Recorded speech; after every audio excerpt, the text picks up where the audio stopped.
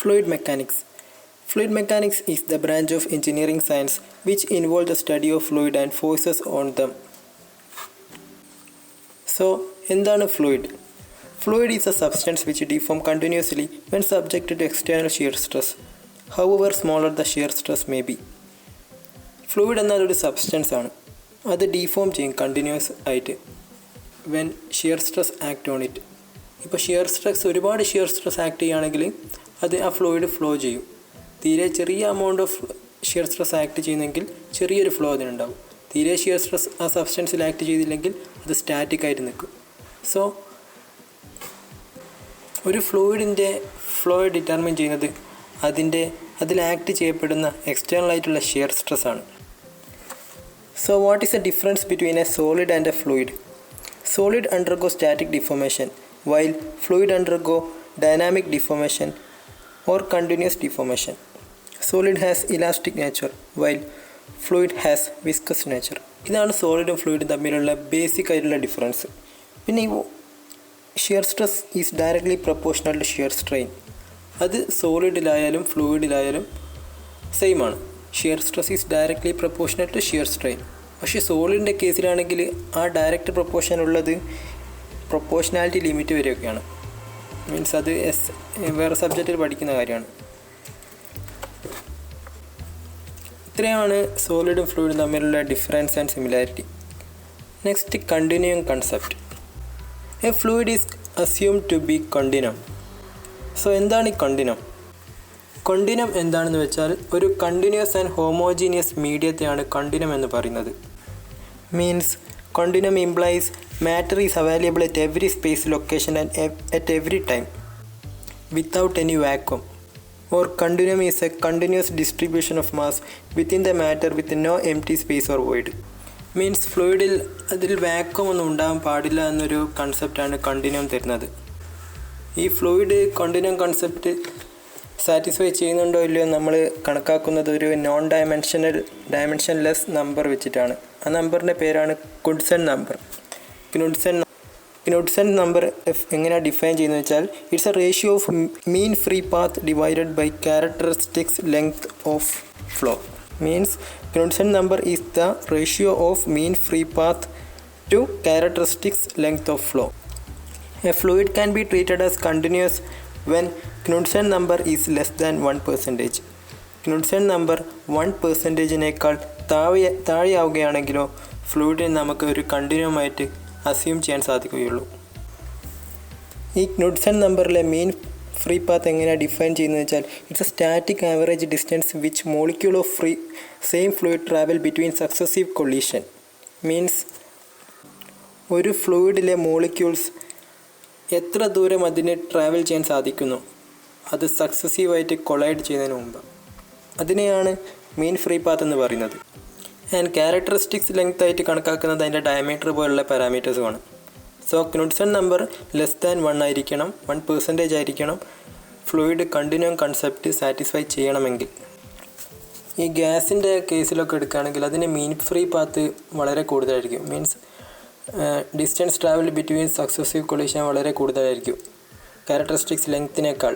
അപ്പോൾ അത് ഒന്നിനേക്കാൾ കൂടും ക്നുഡ്സൺ നമ്പർ ഗ്യാസിൻ്റെ കേസിൽ. അപ്പോൾ അതിനെ കണ്ടിന്യൂം ആയിട്ട് കൺസിഡർ ചെയ്യാൻ സാധിക്കില്ല. പക്ഷേ ഗ്യാസ് കണ്ടിന്യൂം കൺസെപ്റ്റ് അക്സെപ്റ്റ് ചെയ്യുന്ന ഒരു സ്റ്റേജ് ഉണ്ട്. അത് എപ്പോഴാണെന്ന് വെച്ചാൽ ഗ്യാസിന് നമ്മൾ കംപ്രസ്ഡ് സ്റ്റേറ്റിലാക്കുകയാണെങ്കിൽ ആ പാർട്ടിക്കിൾ തമ്മിലുള്ള ഡിസ്റ്റൻസ് കുറയും. അപ്പോൾ മീൻ ഫ്രീ പാത്ത് ചെറുതായിരിക്കും. അപ്പോൾ ഗ്യാസ് ആ കണ്ടിന്യൂം കൺസെപ്റ്റ് ഹോൾഡ് ചെയ്യും. Means low dense gas and vacuum flow does not satisfy continuum assumption. Next, properties of ഫ്ലൂയിഡിലേക്കാണ് കടക്കുന്നത്. പ്രോപ്പർട്ടീസ് ഓഫ് ഫ്ലൂയിഡിൽ മെയിനായിട്ട് പറയാനുള്ളത് 1 mass density, 2 specific weight, 3 specific volume, 4 specific gravity.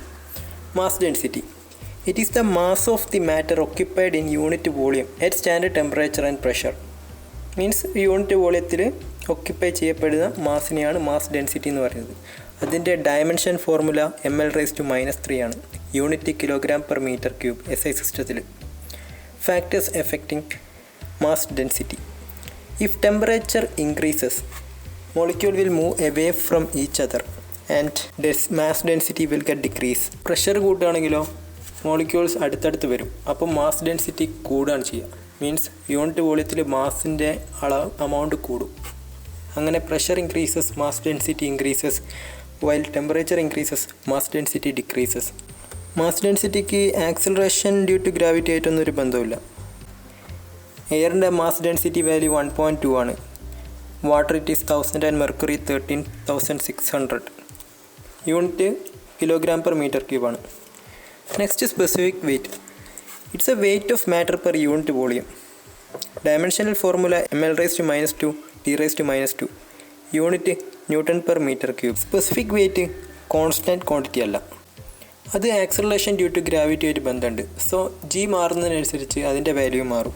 Four example g at pole is 9.83 m/s² ആണ്. അത് ഇക്വേറ്ററിലാണെങ്കിൽ 9.78 m/s² ആണ്. അപ്പോൾ അതിനനുസരിച്ച് സ്പെസിഫിക് വെയ്റ്റിൻ്റെ വാല്യൂവിലും ചെറിയ ചേഞ്ച് ഉണ്ടാവും.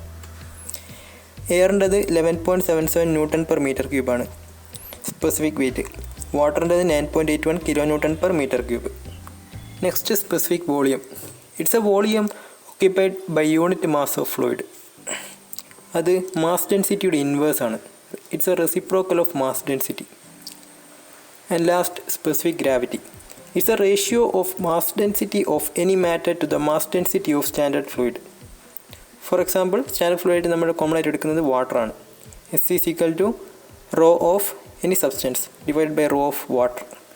അതുകൊണ്ട് അതിന് പ്രത്യേകിച്ച് യൂണിറ്റ് ഇല്ല, കാരണം മേലെയും താഴെ ഒരേ പാരാമീറ്ററാണ്. എയറിൻ്റെ സ്പെസിഫിക് ഗ്രാവിറ്റി 0.0012 ആണ്. Water it is 1. For wood specific gravity is 0.6 and for mercury 13.6. ഇത്രയുമാണ് പ്രോപ്പർട്ടീസ് ഓഫ് ഫ്ലൂയിഡിൽ പറയാനുള്ളത്. അടുത്തതായിട്ട് പ്രഷർ.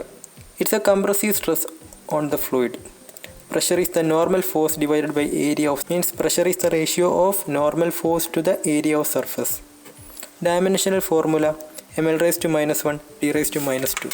അതാണ് പ്രഷറിൻ്റെ ഡയമെൻഷണൽ ഫോർമുല. SI സിസ്റ്റത്തിൽ അതിൻ്റെ യൂണിറ്റ് Nm/m² ആണ്. It's equal to 1 pascal. 1 kPa എന്ന് പറയുമ്പം 1000 Nm/m² ആണ്. 1 bar എന്ന് പറയുമ്പം 100 kPa ആവും. That is equal to 10⁵ Nm/m². അതാണ് യൂണിറ്റ് പ്രഷറിൻ്റെ. Next is a important property, viscosity. It's a property by virtue of which it offer resistance to the motion of one layer of fluid over the adjacent layer. Means viscosity എന്ന് പറഞ്ഞാൽ it's a measure of its resistance to flow. Resistance to ഫ്ലോയുടെ ഒരു മെഷറാണ് viscosity.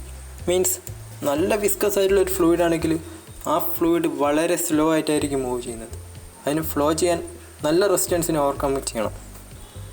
So we can call viscosity as a measure of resistance to the motion of one layer of fluid over the adjacent layer.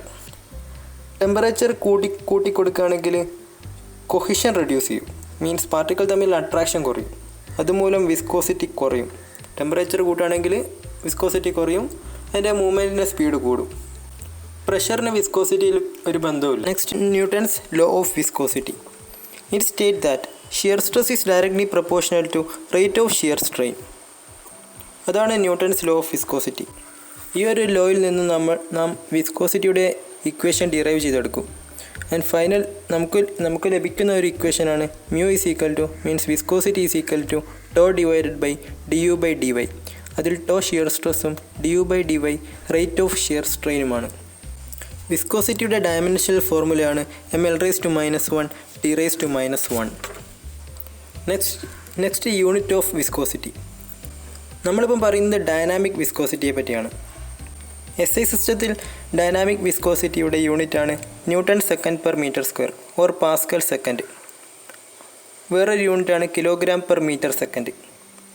CGS സിസ്റ്റത്തിലെ യൂണിറ്റും important ആണ്. CG സിസ്റ്റത്തിൽ dynamic വിസ്കോസിറ്റിയുടെ യൂണിറ്റാണ് dyne s/cm². ഈ dyne s/cm² is equal to 1 poise. 1 poise എന്നും പറയാൻ സാധിക്കും dyne s/m². ഈ 1 പോയ്സിനെ നമുക്ക് 0.1 പാസ്കൽ സെക്കൻഡ് എന്നും റിലേറ്റ് ചെയ്യാൻ സാധിക്കും. സോ CGS സിസ്റ്റത്തിലെ യൂണിറ്റാണ് dyne s/cm². ദാറ്റ് is equal to 1 poise, where 1 poise is equal to 0.1 pascal second. ഈ റിലേഷനൊക്കെ വളരെ ഇമ്പോർട്ടൻ്റ് ആണ്.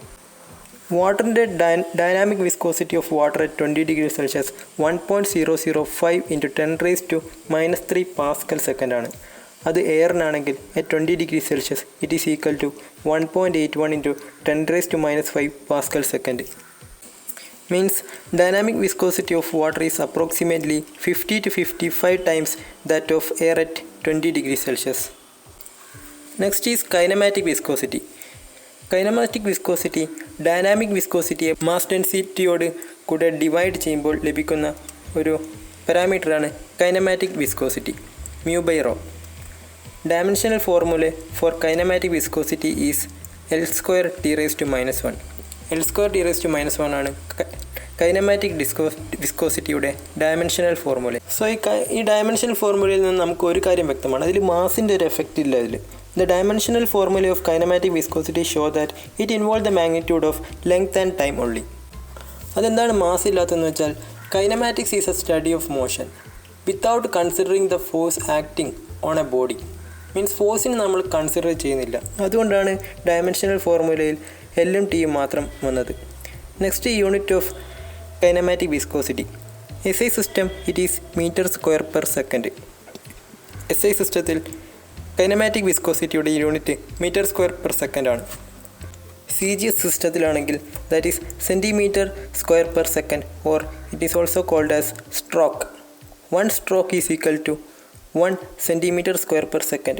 That is equal to 10⁻⁴ meter square per second. Kinematic viscosity of air is approximately equal to 15 into 10⁻⁶ meter square per second. For water that is 1 into 10⁻⁶ meter square per second. Means kinematic viscosity of air is approximately 15 times that of water at 20 degrees Celsius. Next പറയാൻ പോകുന്നത് compressibility and bulk modulus of elasticity. Compressibility is the inverse of bulk modulus. Beta ആണ് bulk modulus, K ആണ് compressibility. Beta is equal to 1/K. K is equal to dP by dρ/ρ. Bulk modulus of elasticity is also known as coefficient of compressibility. ഈ compressibility value കൂടുക എന്ന് പറയുന്നതിനനുസരിച്ച് ആ ലിക്വിഡിനെ, ആ ഒരു സബ്സ്റ്റൻസിനെ നമുക്ക് compressible ആക്കാൻ സാധിക്കുമെന്നാണ് മീൻ ചെയ്യുന്നത്. So most of the liquid compressibility value is 0. Bulk modulus value വളരെ കൂടുതലുമായിരിക്കും. Means they both are in inverse relation only. The bulk modulus of elasticity of fluid is not constant. It increases with increasing pressure. Pressure കൂടുന്നതിനനുസരിച്ച് bulk modulus of elasticity യുടെ value കൂടും. In case of liquid, compressibility decreases with increase in temperature. But in case of gas, compressibility increases with increase in temperature. വാട്ടറിൻ്റെ bulk modulus of elasticity value 2.06 into 10⁻⁹ pascal ആണ്. എയറിനാണെങ്കിൽ അത് 1.03 into 10⁵ pascal. For steel it is 2.06 into 10⁻11 pascal. That means air is about 20,000 times more compressible than water and water is about 100 times more compressible than mild steel. ഇത്രയുമാണ് കംപ്രസിബിലിറ്റിയെ പറ്റി പറയാനുള്ളത്. Next നോക്കാൻ പോകുന്ന പോർഷനാണ് surface tension. Surface tension എന്താണെന്ന് explain ചെയ്യാം. ഒരു ബൾക്കായിട്ടുള്ള ഒരു ലിക്വിഡിൽ എപ്പോഴും ഒരു കൊഹസീവ് ഫീൽഡ് ഓഫ് ഫോഴ്സ് ഉണ്ടാവും. കൊഹസീവ് എന്ന് പറഞ്ഞാൽ it's a force of attraction between the molecule of the same liquid. Means same ലിക്വിഡിലെ മോളിക്യൂൾ തമ്മിൽ ഉള്ള അട്രാക്ഷനാണ് കോസീവ് ഫോഴ്സ് ഉണ്ടാകുക. ഈ കോസീവ് ഫീൽഡ് ഓഫ് ഫോഴ്സിൽ നിന്നും വാട്ടറിൻ്റെ മോളിക്യൂളിനെ നമുക്ക് ഡ്രാഗ് ചെയ്യണമെങ്കിൽ, വലിച്ചെടുക്കണമെങ്കിൽ we need to do some work. ആ വർക്ക് ഒരു പൊട്ടൻഷ്യൽ എനർജി ആയിട്ടാണ് ഇൻ്റർഫേസിൽ സ്റ്റോർ ചെയ്യപ്പെടുന്നത്. മീൻസ് നമ്മൾ ഏതൊരു ഇൻ്റർഫേസിലേക്കാണോ മോളിക്യൂളിനെ ഡ്രാഗ് ചെയ്യേണ്ടത്, അപ്പോൾ നമുക്ക് ഒരു വർക്ക് ചെയ്യണം. ആ വർക്ക് ആ ഇൻ്റർഫേസിൽ സ്റ്റോർ ചെയ്യുന്നത് പൊട്ടൻഷ്യൽ എനർജിയുടെ ഫോമിലാണ്. ആ ഒരു വർക്കിനെയാണ് സർഫസ് എനർജി എന്ന് പറയുന്നത്. മീൻസ് ആ ഇൻ്റർഫേസിൽ സ്റ്റോർ ചെയ്യപ്പെട്ട പൊട്ടൻഷ്യൽ എനർജിയാണ് സർഫസ് എനർജി എന്ന് പറയുന്നത്. The intensity of surface energy per unit surface area of interface is known as surface tension. Means intensity of surface energy per unit area of the interface. അതിനെയാണ് surface tension എന്ന് പറയുന്നത്. മറ്റൊരു തരത്തിൽ പറയുകയാണെങ്കിൽ surface tension is the force exerted by the free surface of the liquid per unit length. Surface tension is the force exerted by the free surface of the liquid per unit length. അതിൻ്റെ dimensional formula m(T⁻⁻²) expressed as W/A means work done per unit area. നമ്മൾ measure ചെയ്യുന്നത് surface tension measure ചെയ്യുന്നത് ടെൻസിയോമീറ്റർ or സ്റ്റലാഗ്മോമീറ്റർ എന്നീ 2 device use ചെയ്തിട്ടാണ് surface tension of A liquid നാം measure ചെയ്യുന്നത്. അടുത്തതായി factors affecting surface tension. As A temperature increases surface tension decreases. ചൂട് കൂടുകയാണെങ്കിൽ surface tension കുറയും. പ്രഷറിന് വലിയ എഫക്റ്റ് ഒന്നുമില്ല സർഫസ് ടെൻഷനിൽ. സർഫസ് ടെൻഷനെ പിന്നെ എഫക്റ്റ് ചെയ്യുന്ന ഒരു മാറ്റർ എന്താണെന്ന് വെച്ചാൽ ഈ സർഫക്റ്റൻസ്, സെർട്ടൻ ഇമ്പ്യൂരിറ്റീസ്, കെമിക്കൽസ് ഇവയൊക്കെ ആഡ് ചെയ്യുകയാണെങ്കിൽ സർഫസ് ടെൻഷൻ നമുക്ക് ഡിക്രീസ് ചെയ്യാൻ സാധിക്കും. ഇതിൻ്റെ ഒരു എക്സാമ്പിളാണ് സോപ്പ്, ഡിറ്റർജൻറ്റ് ഇവയൊക്കെ യൂസ് ചെയ്യുമ്പോൾ സർഫസ് ടെൻഷൻ കുറയുക ചെയ്യുന്നത്. അതൊക്കെ വാഷിങ്ങിനൊക്കെ നമ്മൾ ഈസിയാക്കും, തുണികളൊക്കെ അലക്കാനൊക്കെ. അടുത്തതായിട്ട് നമ്മൾ നോക്കാൻ പോകുന്നത് കുറച്ച് ഇക്വേഷൻസാണ്, യൂസ്ഫുൾ ആയിട്ടുള്ള ഇക്വേഷൻസാണ്. Excess hydrostatic pressure beyond atmospheric pressure inside a spherical droplet or bubble. ഇതിന് കുറച്ച് കണ്ടീഷൻ ഉണ്ട്. ഒന്നാമത്തെ കണ്ടീഷനാണ് liquid droplet.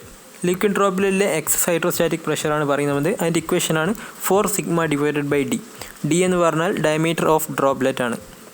Soap bubble it will be equal to 8σ/d. d is the diameter of bubble. And third is liquid jet. Delta P is equal to 2σ/d. d is the diameter of jet. ഇത്രയുമാണ് surface ടെൻഷനെ പറ്റി basic level പറയാനുള്ളത്.